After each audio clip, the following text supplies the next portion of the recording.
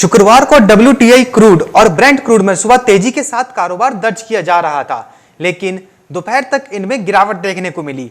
WTI crude आज 41.05 dollar और Brent crude 43.33 dollar प्रति बैरल पर खुले थे। वहीं MCX पर कच्चे तेल का अगस्त वायदा 3,155 रुपए प्रति बैरल के भाव पर खुलता हुआ दिखा था।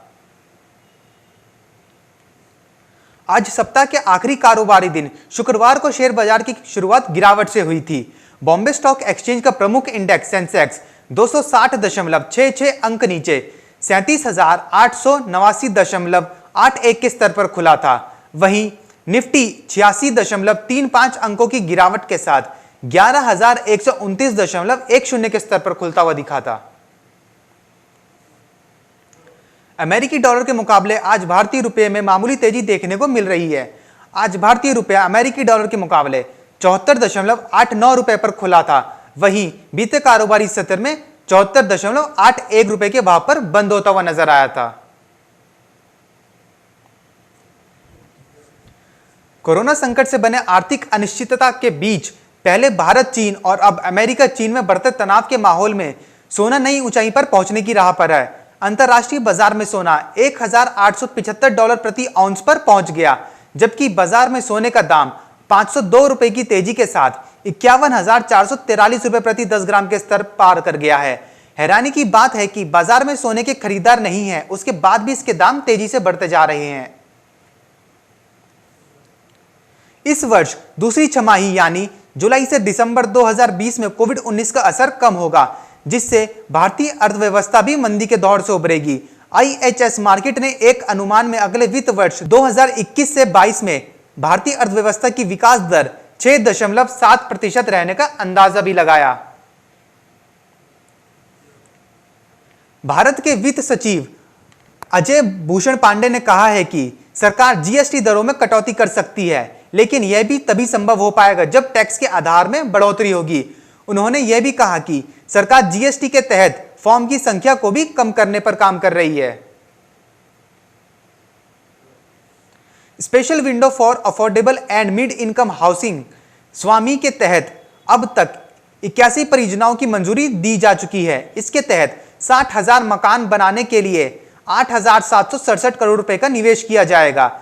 वित्त मंत्री निर्मला सीतारमण ने गुरुवार को भारतीय state bank SBI caps venture limited के साथ कार्य प्रगति की समीक्षा की।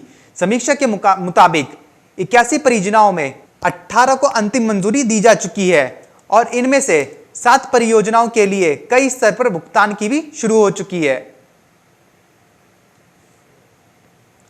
कोरोना वायरस संक्रमण के चलते दिल्ली मेट्रो का परिचालन मार्च महीने के अंत से बंद है। ऐसे में 22 जुलाई को मेट्रो ट्रेनों का संचालन ठप हुए पूरे 4 महीने हो चुके हैं, जिससे दिल्ली मेट्रो रेल निगम को बड़ा आर्थिक घाटा हुआ है। यही वजह है कि DMRC के लिए तकरीबन 20 सालों के दौरान यह पहला मौका होगा जब वह 35,198 करोड़ रुपए के लोन का इंस्टॉलमेंट नहीं जमा कर पाएगी।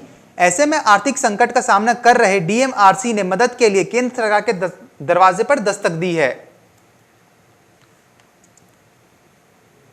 घरेलू वायदा बाजार में चांदी की कीमतों में शुक्रवार को गिरावट देखने को मिल रही है। MCX एक्सचेंज पर शुक्रवार सुबह 9:45 पर 4 सितंबर 2020 की चांदी की वायदा कीमत 275 रुपए की गिरावट के साथ 60,915 रुपए प्रति किलोग्राम के स्तर पर ट्रेड कर रही थी।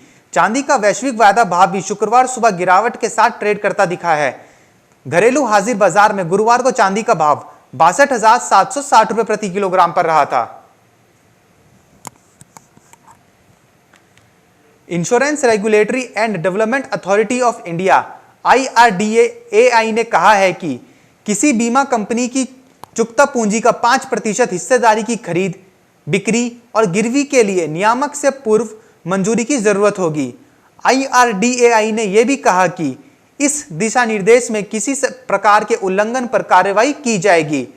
बीमा नियामक एवं विकास प्राधिकरण ने बीमा कंपनियों के शेयर हस्तांतरण को लेकर स्पष्टीकरण जारी करते हुए कहा कि किसी बीमा कंपनी के शेयर को बिक्री और खरीद से संबंध प्रावधान इक्विटी को गिरवी रखने या इस तरह के किसी भी कदम पर भी लागू होंगे। Bureau report, market times TV।